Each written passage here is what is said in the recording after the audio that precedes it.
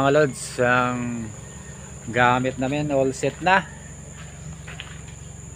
Punta na kami sa isang secret spot. Si Wolpe sasama? Sasama ba si Wolpe? Ayan mga lods, going to Real Quezon na kami. So with bro Ruel. Ayan, shout out bro. Ayan, napakalamig ang highway dito mga bro. Daming puno kasi. Dito lang sa ibang lugar na pinuputol. Ito napakalamig, napakaganda. So ingat sa lahat. So going to Real Quezon Province.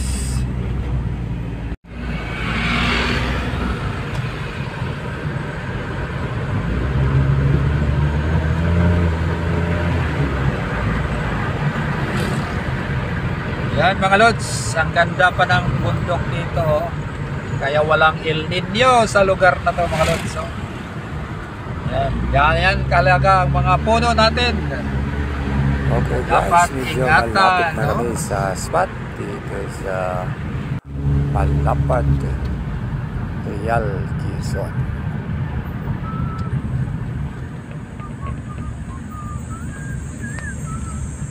Kumano lang doon kasi ano yan, mabato. Kaya yan. Sus, liit lang yan. Ayan mga lods, dito na kami sa spot. Hello Doggy, good morning. Hello. Kuya Buboy. Muli nagkita. Hello. Alala mo pa ako? Saan si papa mo? So, HQ namin na bago. Spot na sisirin namin ay ang mag-asawang bato. Ayan ang ating mga tropa, nag-muni pa sila kung daday ba o hindi, pero ito all set na tayo. Alright, let's go guys. Ito medyo malabo ang tubig dagat dito sa panahon na to, pero goods na rin. So please enjoy watching the video on this spearfishing adventure here in Real Quezon Province.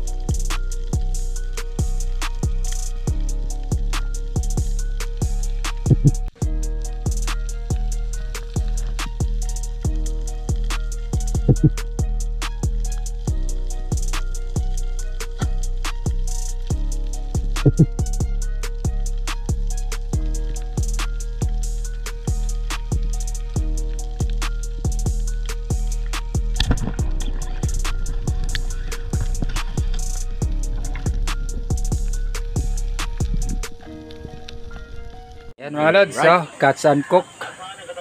Nakook na. Sinilaw. Another day of driving adventure na naman tayo dito sa Real Quezon. Kasama natin dito si Apo Jukay. At ito, naghahanda na kami sa aming pagsisid sa araw na ito dito sa may mag-asawang bato. Ayan guys, drop na naman tayo dito at sa gilid muna tayo ng isang wall na mababaw. At dito may napapansin tayong mga maliliit na isda na sa paligid lang, kaya pasya tayong mag-drop pag mag-set up ng ambush.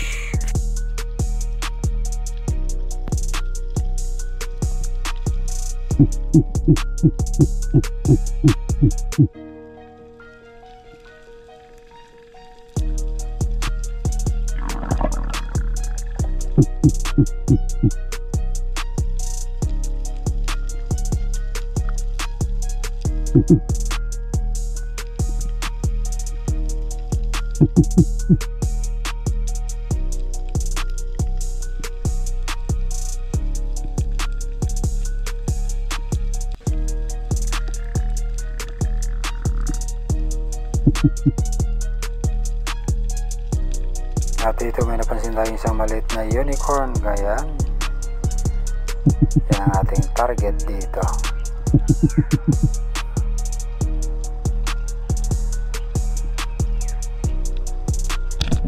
At finally natamaan din natin.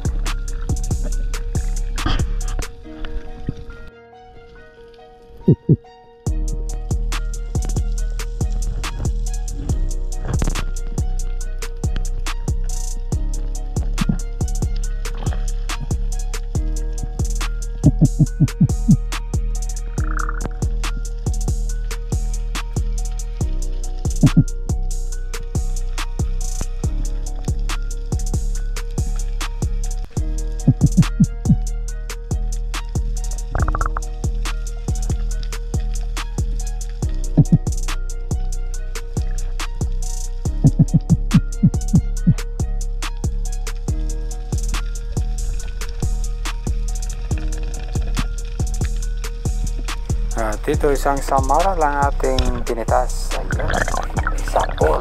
At dito guys, isang spot na medyo mabuhangin, may nakasalubong tayong isang whale shark o butanting. Ang laki niyan mga lods, oh. Ayan, nilapitan natin dyan ng konti at bahagyang hinaplos ang kanyang puntot. Ayan, habang papalayo ito. Ayan po. So expect those magnificent creatures that you will find here in Real Quezon kung magaway kayo rito. So Malapad, Real Quezon po ang exact location nito mga lods. So sa isang drop ko dito sa Real Quezon, gamit ko na dito ang Hero 7 underwater cam.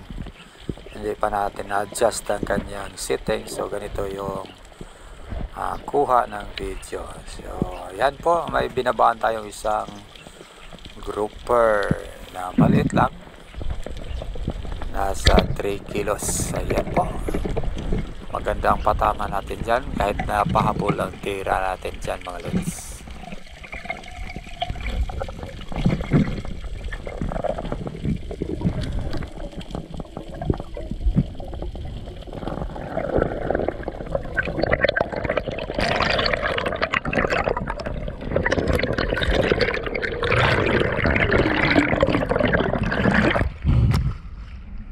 Wow, thank you. First blood, Hero 7.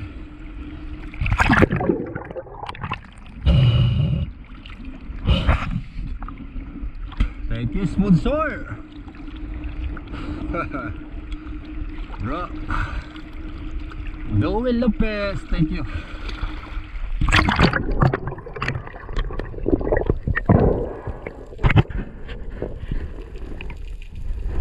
Wala tayong nahuling mga mamaw dito sa Real Quezon, pero nag-enjoy naman tayo sa pag-dive kasama ating mga buddies. Mga samara lang po ang usual na nakuhuli natin dito. Minsan naman mayroong mga maliliit na snappers o Maori snappers.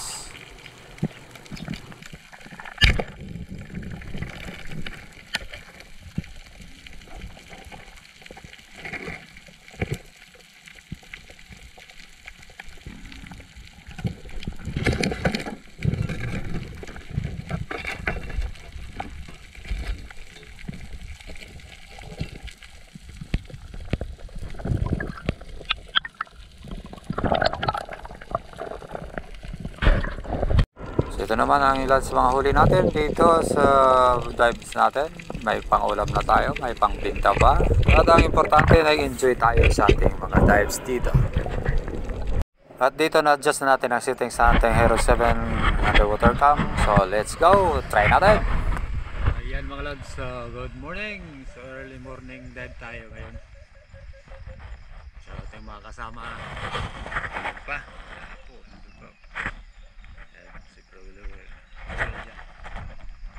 So, napakaganda ang panahon ngayon. So dito tayo mag-umpisa sa kabilang side. Ito yung HQ namin, oh.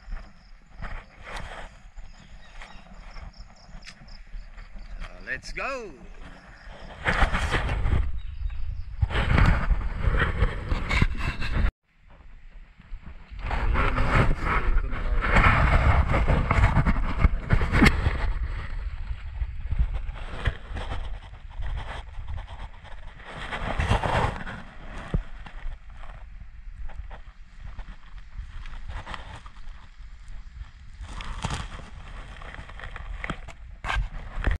So dito first drop at medyo malabo ang tubig dito, pero yan po ang kuha ng ating bagong camera sa yung settings din dito mga lods. So medyo okay naman. Dito lang muna tayo sa medyo mababaw dahil warm up drop pa ito. So dahan-dahan tayong bumaba at may nakita tayo dun sa medyo di kalayuan na isang samaral, kaya ito susubukan natin tirahin.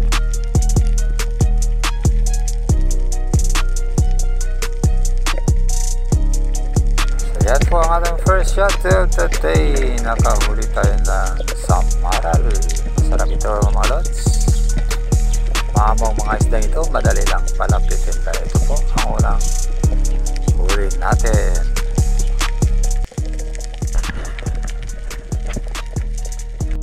On this drop may nagpansin akong Maori snapper sa baba, kaya lang medyo may lapang mga snappers dito, lalo na itong Maori, kaya naghanap tayo ng pwedeng mataguan. Nagpakasakali tayo na lalapit din ito, kaya dito tayo bumaba sa bandang may siwang. Yan po,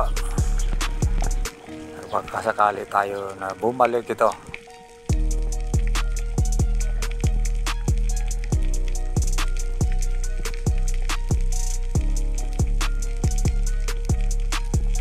At hindi naman tayo binigo at narito na po.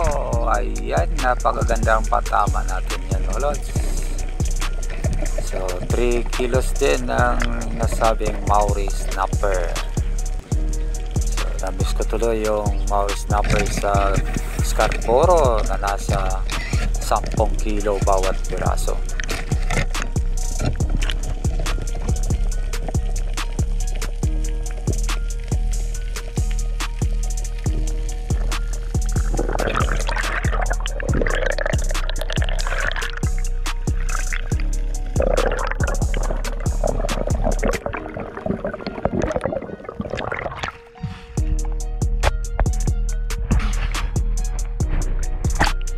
At ang sumunod na mga clips ng ating videos dito, mga malilit lang ang mga nahuhuli natin. Hope you enjoy watching mga lods.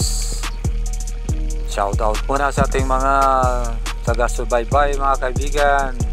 Sana nasa mabuting kalagayan po ang lahat.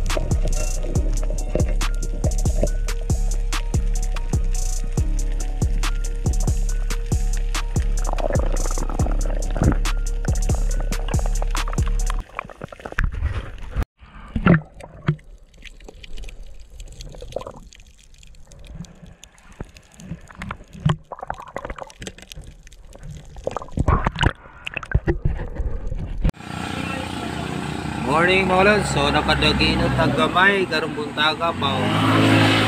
Paksiw, tinula, sinugba. Yan. So, Real Quezon pa rin tayo mga lods.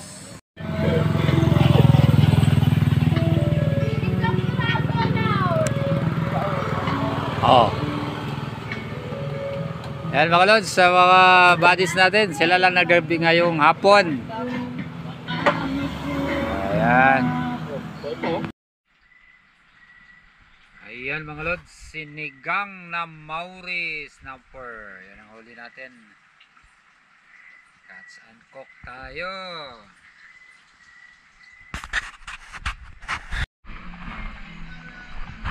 Ayan mga lods, dito tayo sa Llanitos Cottage and Rental. Naghahan na kami sa pagsisit ngayon. Yung tropa natin.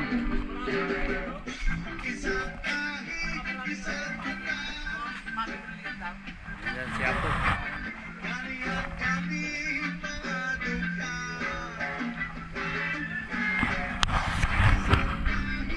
Manghuli lang kami ng samaral. Ilak eh, medyo malon, malalabo siguro, ewan ko lang.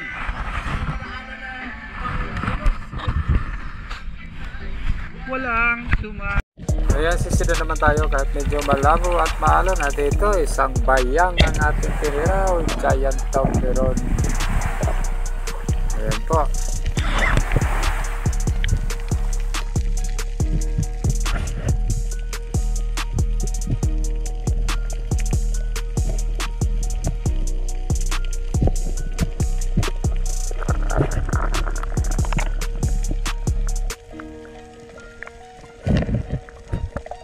At dahil kilala ang isang ito na kumakain ng mga dumi ng pawikan at iba pa, agad natin itong inalisan ng bituka para iwas sisi pag niluto na.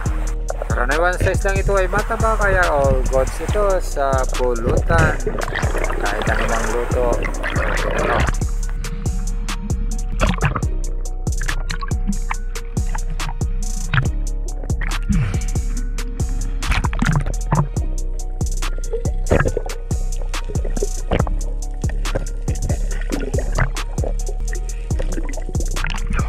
At dahil medyo malabong talaga ang paligid sa ilalim ng dagat, kaya ito, pagkatapos nito, umuwi na kami bangka.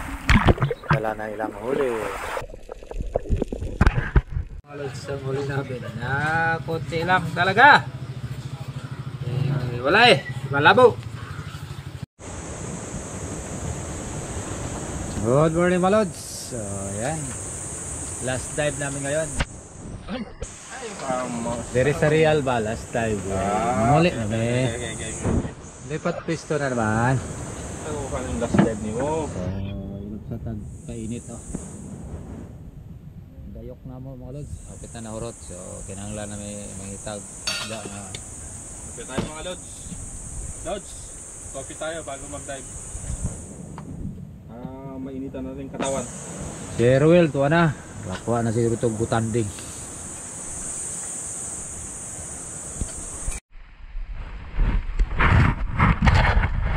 Ayan mga lods, dive na tayo. Lalakarin muna natin yung port na kung saan tayo.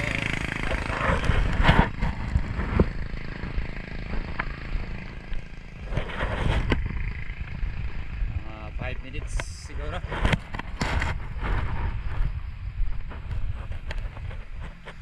Medyo makulimlim ang ngayon.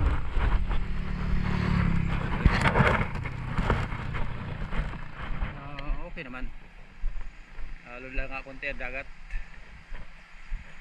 So let's go! Ayun mga lods, dito tayo bababa sa may ilog. Hindi manageable ang alon dito. Matatalas ang mga bato.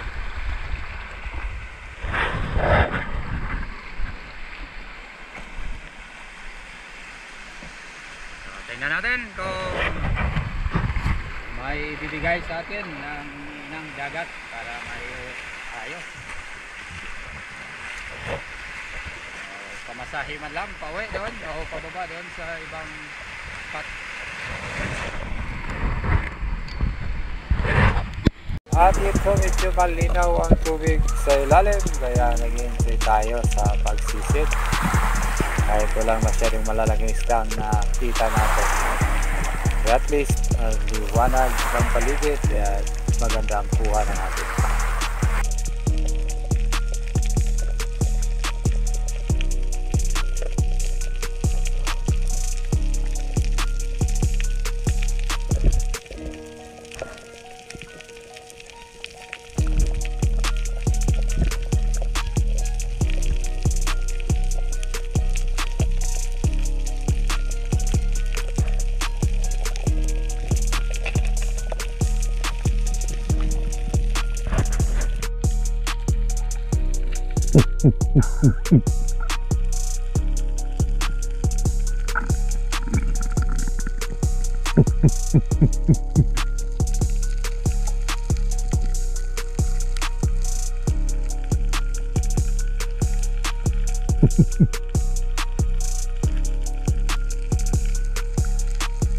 Ito ay isa sa mga drop na hindi ko malilimutan dahil may magandang isda tayo na nakita dito.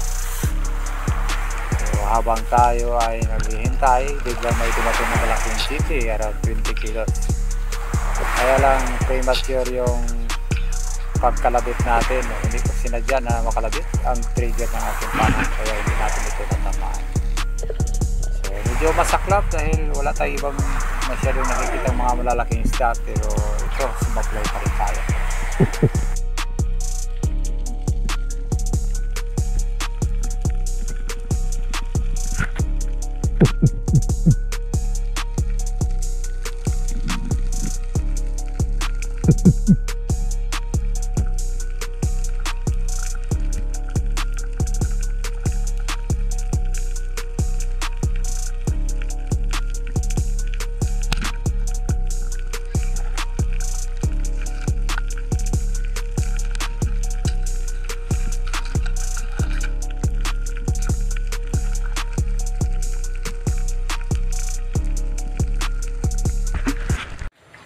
Ayan mga lods, yan lang ang huli ko kanina. Sumablay tayo sa malaking city. Ayan lang po. Bawi na lang tayo next spot.